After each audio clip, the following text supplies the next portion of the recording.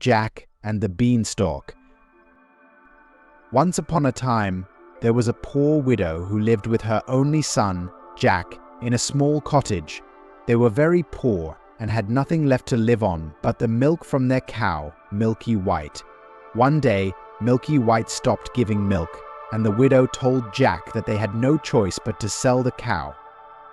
"Take Milky White to the market, Jack, and sell her for a good price. Use the money to buy food so that we may survive," she said. Jack set off for the market, leading the cow. Along the way, he met a strange old man who offered him 5 magic beans in exchange for the cow. Jack, intrigued by the promise of magic, agreed to the trade and hurried home to show his mother. When Jack's mother saw the beans, she was furious.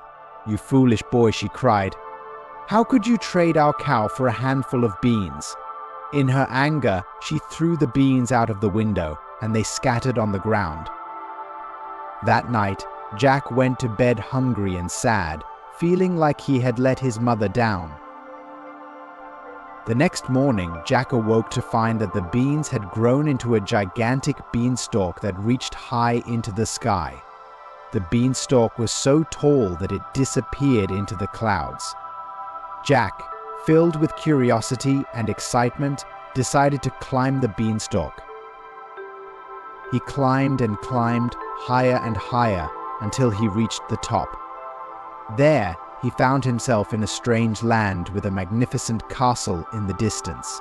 Jack made his way to the castle, marveling at its size and splendor. As he approached the castle, a kind-hearted giantess opened the door. "Good day, young lad," she said. "What brings you here?" Jack, feeling a bit nervous, replied, "I have climbed the beanstalk and found myself in this strange land. May I have something to eat? I am very hungry." The giantess took pity on Jack and invited him inside. She gave him bread and cheese and a large glass of milk. Just as Jack was finishing his meal, he heard a loud, booming voice that made the castle shake. "Fee, fi, fo, fum, I smell the blood of an Englishman. Be he alive or be he dead, I'll grind his bones to make my bread." It was the giant, and Jack's heart pounded with fear. The giantess quickly hid Jack in the oven and reassured her husband, "There's no one here, dear. Just the scent of the food you love so much." The giant sat down to his meal and ate heartily. Afterward, he took out a sack of gold coins and began counting them. Soon he grew tired and fell asleep in his chair.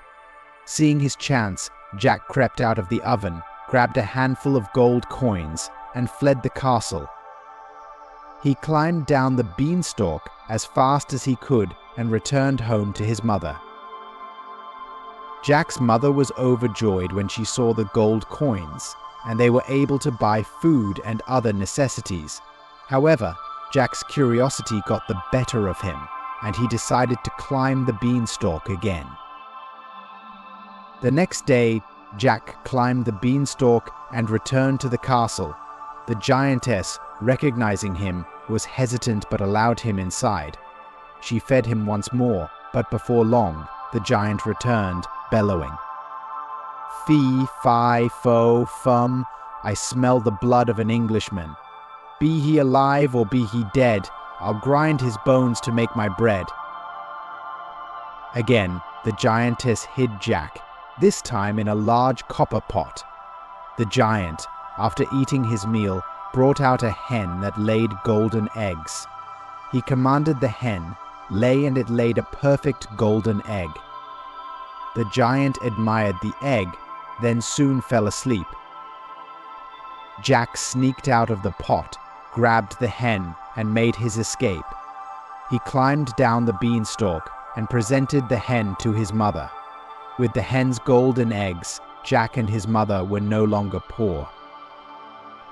But Jack's curiosity and sense of adventure were not yet satisfied. A few days later, Jack climbed the beanstalk a third time. He approached the castle cautiously. The giantess was reluctant to let him in, but Jack convinced her with his pleas. As before, the giant returned and roared, "Fee, fi, fo, fum, I smell the blood of an Englishman. Be he alive or be he dead, I'll grind his bones to make my bread." The giantess hid Jack in the cupboard. After his meal, the giant fetched a golden harp that could play beautiful music by itself. He commanded the harp, "Play," and it began to play a sweet, soothing melody. The giant soon fell asleep to the harp's music. Jack saw his opportunity. He slipped out of the cupboard, seized the golden harp, and started to leave.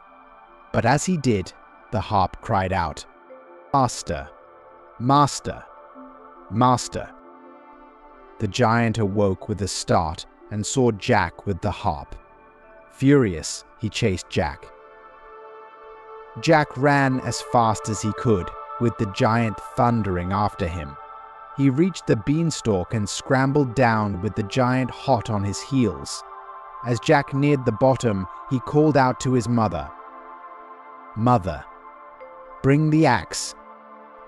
His mother hurried to fetch the axe, and as soon as Jack reached the ground, he began to chop down the beanstalk. The giant was nearly at the bottom when the beanstalk began to sway and creak. With one final chop, the beanstalk came crashing down, taking the giant with it. The giant fell to the ground with a tremendous thud, and that was the end of him. With the golden harp and the hen that laid golden eggs, Jack and his mother lived in comfort and happiness.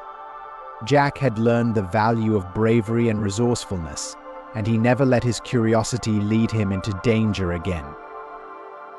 And so, Jack and his mother lived happily ever after, grateful for their newfound fortune and the adventures that had brought them there.